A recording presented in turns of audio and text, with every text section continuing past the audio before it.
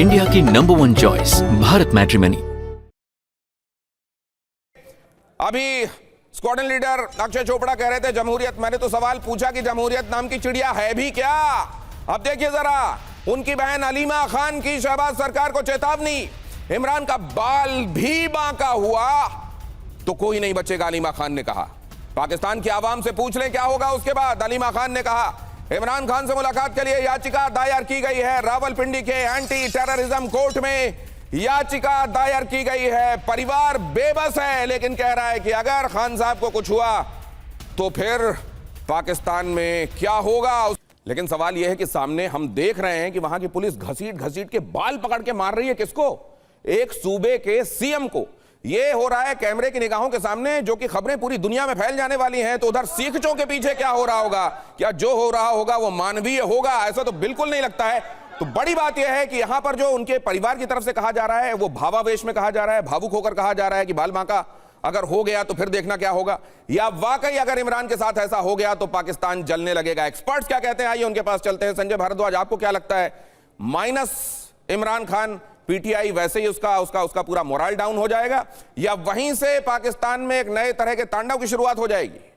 देखिए दिनेश जी, ये बात आप बिल्कुल एक्सेप्ट कर लीजिए कि पाकिस्तान जल रहा है, और जल रहा है इसीलिए इस तरीके की हरकतें हो रही है जो आसिफ मुनीर कर रहे हैं, और उसके जो बिल्कुल एकदम प्रोटेगी बने हुए हैं शहबाज शरीफ और ये जो राष्ट्रपति बने हुए हैं, ये सब पाकिस्तान जल रहा है उसको डाइवर्ट करने के लिए इस तरीके की हरकत कर रहे हैं। पाकिस्तान कब से जलने लगा? जब पीटीआई को बैन कर दिया गया, इनको जेल में डाल दिया गया, और इलेक्शन हुए, उस इलेक्शन में पीटीआई के 97 कैंडिडेट्स जीत के आए। यानी कि जो जनमत है, जनमत एक बिना पार्टी के, बिना लीडर के 97 कैंडिडेट्स का जीतना, यानी कि आवाम अभी भी इमरान खान के साथ खड़ी हुई है। लेकिन चूंकि पाकिस्तान का एक हैबिट हो चुका है, एक विरासत है डिक्टेटरशिप का, एक मिलिट्री जो जिस तरीके का सिस्टम चला आ रहा है कि आप जुल्फिकार अली भुट्टो को आपने फांसी पर लटका दिया, इमरान खान को लटकाना आपके लिए कोई बहुत बड़ी बात नहीं होगी। और जो हरकतें देखिए, कोई भी किस तरीके से पेटिशन लगाए जा रहे हैं, कोई पेटिशन का कोई मायना नहीं है, कोई कॉन्स्टिट्यूशनल नहीं है, कोई जज का, कोई डिसीजन का कोई मायना नहीं है। सिर्फ एक पावर चल रही है, वो मुनीर की। और ये बात 5 नवंबर को जो उनका मैसेज आया उसमें वो बार बार 5 बार उन्होंने मुनीर का नाम लिया कि एक व्यक्ति है जो पूरा कॉन्स्टिट्यूशन को हाईजैक किया हुआ है। इसीलिए खैबर पख्तूनवा के जो सीएम हैं वो ये कह रहे हैं कि मुझे मालूम था कि मेरे जो ये कॉन्स्टिट्यूशनल राइट्स हैं इनका एक्सरसाइज करने का कोई मतलब नहीं है, लेकिन मैं दुनिया को ये दिखाना चाहता था कि पाकिस्तान में अगर ये कहा जाता है कि हाँ कॉन्स्टिट्यूशन नाम की कोई चीज है तो फिर मेरी इन कोशिशों का नतीजा निकलना चाहिए। खैर, अगर इससे नतीजा नहीं निकलता तो हम दूसरे तरीके जानते हैं, लेकिन फिर उन दूसरे तरीकों के लिए हमको ब्लेम न किया जाए। इमरान को चुपके से फांसी पर लटका सकते हैं मुनीर, पीटीआई को लग रहा है। जरा देखिए यह खबर, चुपके से फांसी पर लटकाया जा सकता है। पूर्व पीएम जुल्फिकार अली भुट्टो की तरह फांसी की आशंका है। फांसी की जगह इमरान को शिफ्ट करने का दावा भी है कि अब उस जगह पर शिफ्ट कर दिया गया है जहां उनको फांसी दी जाने वाली है। खैबर पख्तूनवा के सीएम सोहेल अफरीदी का यह आरोप है, इमरान को एग्जीक्यूशन फैसिलिटी में रखने का आरोप, मतलब फांसी दिए जाने से पहले जहां रखा जाता है वहां पर शिफ्ट किया जा चुका है इमरान खान को। यह बात कह रहे हैं खैबर पख्तूनवा के सीएम। उन्होंने, और जिस तरीके से उनको घसीट घसीट कर पीटा गया वो तस्वीरें भी हम आपको दिखाएंगे, और ये भी दिखाएंगे कि कैसे उन्होंने कहा कि मैं चाहता था कि मैं अपने कॉन्स्टिट्यूशनल राइट्स का इस्तेमाल करके कम से कम दुनिया को ये बता दूं कि अब यहां कॉन्स्टिट्यूशन किसी चिड़िया का नाम नहीं है, और इसीलिए अब आने वाले दिनों में जो होगा उसके लिए खुद मौजूदा डिस्पेंसेशन जिम्मेदार होगा।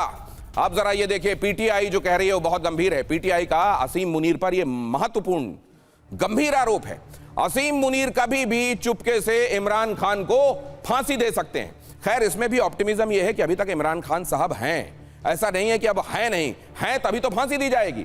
असीम मुनीर कभी भी चुपके से फांसी दे सकते हैं। इमरान खान को फांसी वाले स्थान पर शिफ्ट भी कर दिया गया है। यह भी कहा जा रहा है कि जनरल असीम मुनीर उनकी जान को खतरा पहुंचा सकते हैं। फांसी दे दी जाएगी या कुछ ऐसा कर दिया जाएगा कि उनकी जान को खतरा हो। खैबर पख्तूनवा के सीएम सोहेल अफरीदी का यह आरोप है। मैं तो कहता हूं ये फिर भी जनरल कुलकर्णी एक तरीके का ऑप्टिमिज्म है कि ये कहा जा रहा है कि फांसी दी जा सकती है। इतने दिनों तक कोई सूचना नहीं मिलने के बाद कम से कम इसमें यह ऑप्टिमिज्म है कि अभी तो इमरान खान हैं। दिनेश जी, बुशरा बीवी बार बार ये कह रहे हैं कि आसिम मुनीर जो है, जिसके कारण शहबाज शरीफ आज की तारीख में प्राइम मिनिस्टर है पाकिस्तान का, दूसरी बात, जिस प्रकार से आसिम मुनीर बार बार ट्रंप के साथ बेस्ट फ्रेंडशिप निभा रहे हैं, मुझे लगता है आज की तारीख में खैबर पख्तूनख्वा में जिस प्रकार से तहरीक तालिबान पाकिस्तान सिक्योरिटी फोर्सेस को लगातार लड़ रहा है और पीछे धकेल रहा है, जिस प्रकार से तालिबान और तहरीक तालिबान पाकिस्तान के बीच में जो गठबंधन है जिसके हावी हो रहा है पाकिस्तान के ऊपर, ये सब को देखते हुए मुझे लगता है आसिम मुनीर अगर ऐसा कोई कदम उठाया है कि इमरान खान 72 हुर्रों के साथ मिल चुके हैं, तो मुझे लगता है आसिम मुनीर का बेस्ट फ्रेंड ट्रंप भी नहीं बचा पाएगा। खैबर पख्तूनख्वा जो है वो भी अलग हो जाएगा। अफरीदी जो बार बार कह रहा है हम आज़ादी लेंगे और छीन के लेंगे पाकिस्तान से, मुझे लगता है पाकिस्तान ज़बरदस्त सिविल वॉर हालात में बदल जाएगा। वहाँ बलूचिस्तान, यहाँ पर खैबर पख्तूनख्वा और वहाँ पर पाकिस्तान की सिक्योरिटी फोर्सेस, मुझे लगता है सब मिल करके पाकिस्तान के जो पंजाबी सिक्योरिटी फोर्सेस हैं उनके बरखलाफ जिस तरह से मुहिम चल रही है, जिस प्रकार से बैकफुट पर है पाकिस्तान की फौज। ये जो आप कह रहे हैं सर, ये दिखाई दे रहा है होता हुआ आने वाले दिनों में। तो मेरा सवाल ये है कि वो बातें जो हम और आप प्रीएम्प्ट कर पा रहे हैं कि अगर इमरान खान के साथ ऐसा हो गया तो खैबर पख्तूनख्वा तो एकदम समझ लो कि जल जाएगा और वो एकदम पाकिस्तान से अलग होने के लिए वहां के लोग पहले से उद्यत हैं और ज्यादा उनकी बेचैनी बढ़ जाएगी। अगर ये बात हम समझ पा रहे हैं तो क्या आसिम मुनीर को ये बात समझ में नहीं आ रही है अक्षय चोपड़ा साहब, और क्या उसके बावजूद उन्होंने ये जोखिम लिया है? दिनेश जी, मुझे तो ये एक डाइवर्जन लग रही है जो जिस तरह अभी हम डिस्कस कर रहे हैं कि जिस तरह से हर जगह से पाकिस्तान जल रहा है, लिटरली सिविल वॉर के हालात हो रखे हैं, चाहे हम टीटीपी की बात करें, बीएलए बीएलएफ की बात करें या हम तालिबान के आने वाले खतरों की बात करें, क्योंकि तालिबान ने पूरी तैयारी कर ली है पूरे अटैक की, उन सबसे डाइवर्ट करने के लिए ये चीज करी जा रही है। क्योंकि अहमद साहब जैसा भी कह रहे थे कि उनको स्टेट से वो मिलवाना नहीं चाहते, बिल्कुल ठीक है, मैं एक्सेप्ट भी करता हूं, लेकिन पूरी दुनिया में सुप्रीम कोर्ट के ऊपर कौन से ऑर्डर्स आते हैं किसी प्रिजनर पे? अगर आप मिलवाना नहीं चाहते बिल्कुल ठीक है, लेकिन क्या उनसे एक वीडियो कॉल नहीं कराई जा सकती? उनके लॉयर्स भी उनसे नहीं मिल सकते, उनके डॉक्टर्स भी नहीं मिल सकते?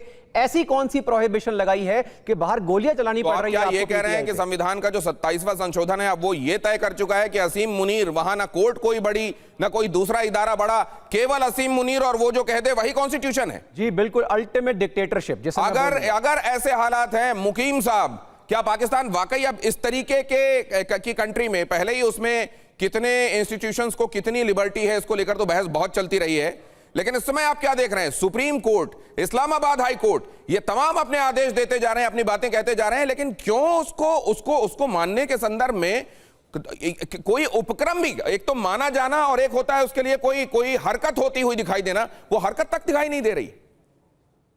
दिनेश जी, ऐसा नहीं है। अलीमा खान जो उनकी सिस्टर हैं, जो उनकी स्पोक्स पर्सन भी हैं आमतौर पे, उन्होंने कंटेंट ऑफ कोर्ट की अपील फाइल की है इस्लामाबाद हाई कोर्ट में। तो दे आर फॉलोइंग जो भी ट्रेडिशंस होती हैं या जो भी वे आउट होता है, तो उसमें ज्यादा एग्जेजरेशन की जरूरत नहीं है। ये मैं गुजारिश कर चुका हूं आपसे पहले कि ये पॉलिटिकल रैंगलिंग हो रही है, तो उसमें ये ऐसी टैक्टिक्स यूज होती हैं। सब कॉन्टिनेंट में आप भी वाकिफ हैं और हम भी वाकिफ हैं कि ऐसी कोशिश की जाती है पॉलिटिकल लीडर्स को तोड़ने की। सर, सब कॉन्टिनेंट में आपने कहां मुकीम साहब ऐसा देखा है कि एक इलाके के सीएम को घसीटकर पीटा जाए पुलिस की तरफ से?